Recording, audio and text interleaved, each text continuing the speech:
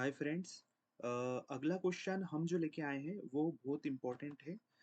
वो है difference between instance initialiser block and static block. देखो, मुझे ये कंटेंट भी काफ़ी अलग अलग सोर्स से मैंने कलेक्ट करा, मेरे एक्सपीरियंस से भी थोड़ा मुझे पॉइंट्स मिले और हम ये चार पॉइंट्स बोल के अच्छे एक आंसर दे सकते हैं। आपके लिए काफ़ी ज़्यादा इंपॉर्टेंट टॉपिक होता है कि difference between instance initialiser block और जावा स्टैटिक ब्लॉक। ओके। बेसिकली जैसे जितने भी क्वेश्चन मेरी चैनल पे मैं डाल रहा हूँ, मैं 100% इस बात को मानता हूँ कि अगर आप किसी भी जावा के इंटरव्यू के क्वेश्चन आप ये अगर क्वेश्चंस तैयार करके लेके जाते हो, तो 80% चांसेस है कि यही क्वेश्चन आपसे पूछे जाएँगे। या आपसे अगर 10 क्वेश्चन पूछे जा रहे हैं, तो उसमें से 80% मतलब 8 क्वेश्चन यह होना चाहिए। यही मैंने काफ़ी देख और बोल सोच समझ के आपको ये सारे आंसर और यहाँ पे क्वेश्चन पूरे प्रोवाइड कर रहा हूँ मैं। तो उसी में एक क्वेश्चन सबसे इम्पोर्टेंट आता है, इंस्टेंस इनिशियलाइज़र ब्लॉक और जावा स्टैटिक ब्लॉक। वैसे तो ये दोनों अलग-अलग आपको याद कर लेना चाहिए, बट अगर आप डिफरेंस याद कर लेते हो, तो आपको पता होता है कि आप इन दोनों को भी अलग-अलग हैंडल कर सकते हो। तो ये कोई बड़ी डील नहीं होती, ओके। तो इंस्टेंस इनिशियलाइज़र ब्लॉक क्या करता है भैया? तो इंस्टेंस इनिशियलाइज़र ब्लॉक डील करता है विथ ऑब्जेक्ट से और स्टैटिक ब्लॉक वो होता है क्लास से, क्योंकि एक पूरा मेन बात ही हमेशा आती है कि स्टैटिक कीवर्ड हमेशा क्लास से ही उसे मतलब होता है, उसे ऑब्जेक्ट से डील ही नहीं करना है। ये आप हमेशा ये कॉन्सेप्ट याद रख लोगे, तो आपको कोई कभी प्रॉब्लम आएगी ही नहीं इस वाले में। ओके। कब चलता है इंस्टेंस इनिशियलाइज़र ब्लॉक? तो भैया ये तभी चलता है जब इसका ऑब्जेक्ट क्रिएट होता है, और स्टैटिक ब्लॉक में तो बात ही आती है कि स्टैटिक कीवर्ड ही हम यूज़ करते हैं, क्योंकि भैया मेमोरी एफिशिएंसी होता है। ऑब्जेक्ट क्रिएट करना ही नहीं है, क्लास लोडिंग के टाइम ही चल जाएगा। मुझे जहाँ तक पता है कि जावा 1.6 के समय तक एक क्वेश्चन भी एक बनता था, और अभी भी कहीं पूछ लेते हैं, कहीं इंटरव्यू ये पूछ लेते हैं हमसे कि ऐसा कौन-सा तरीका है कि जिससे हम मेन मेथड्स को इनिशियलाइज़ कर सकते हैं, मतलब हमारा कोड को इनिशियलाइज़ करते विदाउट मेन मेथड। तो वहाँ पे एक बात आती थी कि भैया आप स्टैटिक ब्लॉक का यूज़ करके आप कोड को एग्ज़ीक्यूट कर सकते हो without main method. But Java 1.6 के बाद से ये पॉसिबल नहीं है।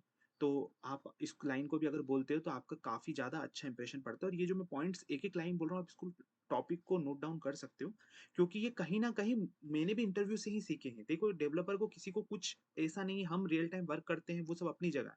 लेकिन इंटरव्यू एक चीज़ अलग होती है।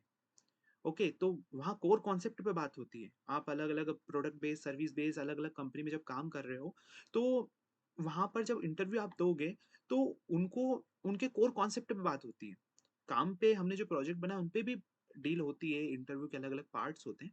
लेकिन मेन मुद्दा तो यही होता है कि कोर कॉन्सेप्ट आपको वाक़ई में जिस लैंग्वेज की आप बात कर रहे हो, उसके आपको पता होना चाहिए। तो यहाँ पर यही होता है कि एक जो है इंस्टेंस इनिशियलाइज़र ब्लॉक एग्ज़ीक्यूटेड होता है at the time of object creation, और स्टैटिक ब्लॉक जो होता है एग्ज़ीक्यूट होता है at the time of class loading. Okay. अब सीधी लाइन भैया कि इंस्टेंस इनिशियलाइज़र के लिए किसी भी नो एनी कीवर्ड रिक्वायर्ड होता है, जबकि स्टैटिक के लिए आपको हमेशा स्टैटिक कीवर्ड आपको यूज़ करना होगा। ये क्लियर है। इसके बाद बात आती है कि स्टैटिक जो इनिशियलाइज़र ब्लॉक होता है, ये स्टैटिक एंड नॉन स्टैटिक दोनों को इनसाइड हम कर सकते हैं। Means static non static block variables can be accessed inside the instance block. Okay. But only ये जो होता है, ये आपके वेरिएबल्स कौन से सिर्फ स्टैटिक वेरिएबल से ही डील करेगा, जबकि ये नॉन स्टैटिक से भी डील कर लेगा। इस बात को आपको ध्यान रखना है, ये इसमें है। इसके अलावा अगर आप इनको प्रॉपर देखो पढ़ते हो, तो इसमें बात आती है, एक कंस्ट्रक्टर के पहले कंस्ट्रक्टर रन होता है कि आईआईबी रन होता है, तो उसमें भी है कि पहले कंस्ट्रक्टर रन हो जाता है, फिर इंस्टेंस इनिशियलाइज़र ब्लॉक रन होता है। यहाँ पे क्वेश्चन एक बन जाता है कि जावा मेन मेथड को हम कैसे कर सकते हैं, जो मैंने आपको पहले बता चुका हूँ। तो वही ये बनता है कि भैया 1.6 के पहले एक व्यवस्था थी कि आप स्टैटिक ब्लॉक के थ्रू आपकी कोड को इनिशियलाइज़ कर सकते थे। बट उसके बाद अब वो चीज़ पॉसिबल नहीं है, होना ऐसा करना उचित रहता है।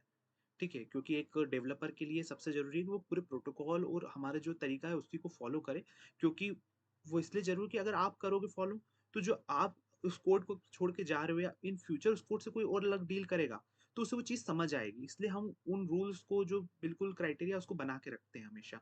ओके? तो ये आपके लिए काफ़ी ज़्यादा इम्पोर्टेंट क्वेश्चन है। इसके कई सारे क्वेश्चन और जो बनते थे वो भी मैंने आपको बता दिए हैं। आप इस टॉपिक को पढ़ सकते हो, बहुत ही इम्पोर्टेंट है। ओके? तो अगली वीडियो में आपके लिए जल्दी दूसरे कीवर्ड्स पे ही लाऊँगा अभी।